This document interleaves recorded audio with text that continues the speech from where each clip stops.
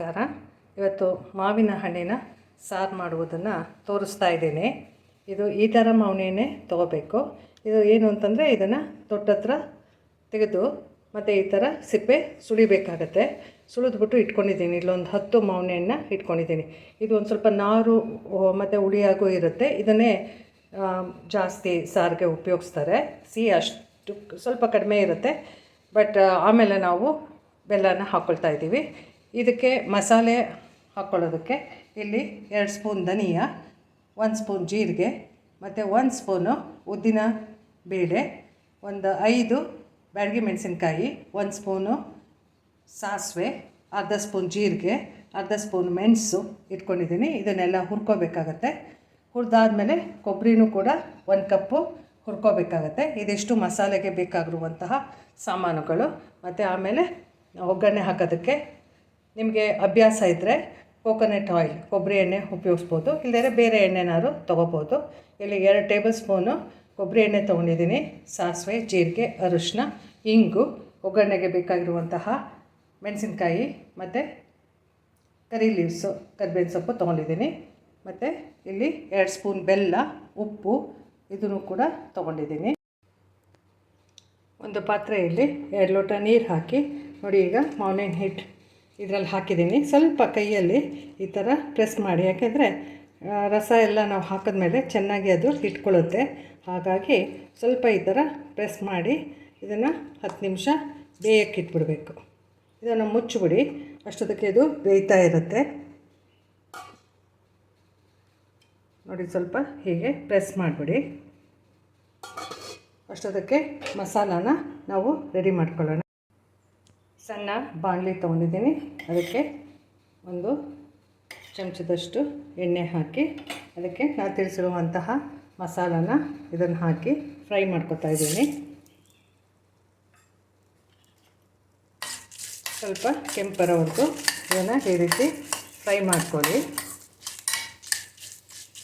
ಇನ್ನೂ ಸ್ವಲ್ಪ ತಾಗುತ್ತೆ ಇದು.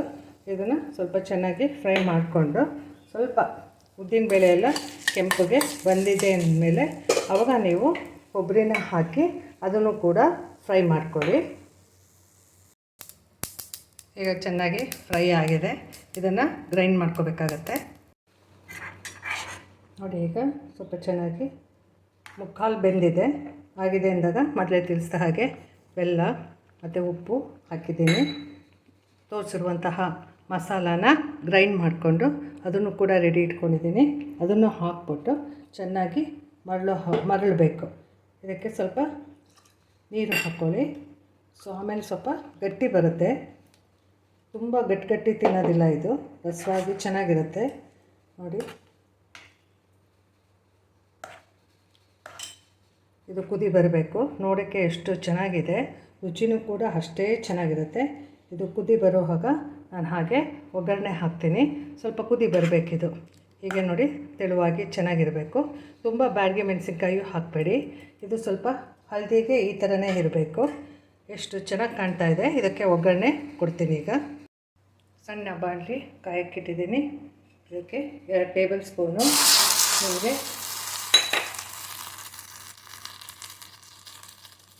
ಯಾವುದು ಕೊಬ್ಬರಿ ಎಣ್ಣೆನೋ ಅಥವಾ ನೀವು ಯಾವುದು ಎಣ್ಣೆ ಇಷ್ಟಪಡ್ತೀರೋ ಅದನ್ನೇ ಕೂಡ ನೀವು ಹಾಕ್ಬೋದು.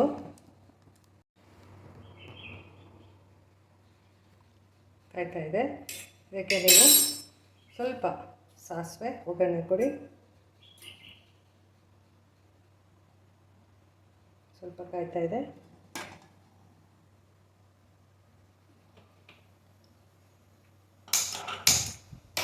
ಸ್ವಲ್ಪ ಉರಿ ಕಡಿಮೆ ಇದೆ. ಅದನ್ನು ಜಾಸ್ತಿ ಮಾಡ್ಕೊತಾ ಇದ್ದೀನಿ.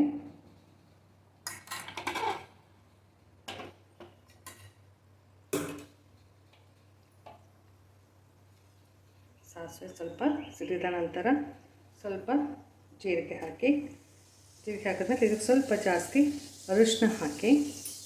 ಅರಿಶಿನ ಮತ್ತು ಸ್ವಲ್ಪ ಇಂಗು ಹಾಕಿ. ಇದಕ್ಕೆ ಇಂಗು ಫ್ಲೇವರೇ ಚೆನ್ನಾಗಿ. ಅದಾದ ನಂತರ ಕರಿಬೇವಿನ ಸೊಪ್ಪು, ಮೆಣಸಿನಕಾಯಿ ಹಾಕಿದ್ದೀನಿ. ಈ ಒಗ್ಗರಣೆನ ಇದು ಮಾವಿನ ಹಣ್ಣು ಸಾಂಬಾರಿಗೆ ಕೊಟ್ಟರೆ ಭಾಳ ರುಚಿಕರವಾಗಿರುತ್ತೆ. ನೋಡಿ ಎಷ್ಟು ಚೆನ್ನಾಗಿ ಕಾಣ್ತಾ ಇದೆ, ಮತ್ತು ಇದು ಮರಳ್ತಾನೂ ಇದೆ. ಸೊ ತುಂಬ ಚೆನ್ನಾಗಿ ಕಾಣ್ತಾ ಇದೆ, ತುಂಬ ಚೆನ್ನಾಗಿ ಆಗಿದೆ. ಮ್ಯಾಂಗೋ ಸಾಂಬಾರ್ ರೆಡಿಯಾಗಿದೆ.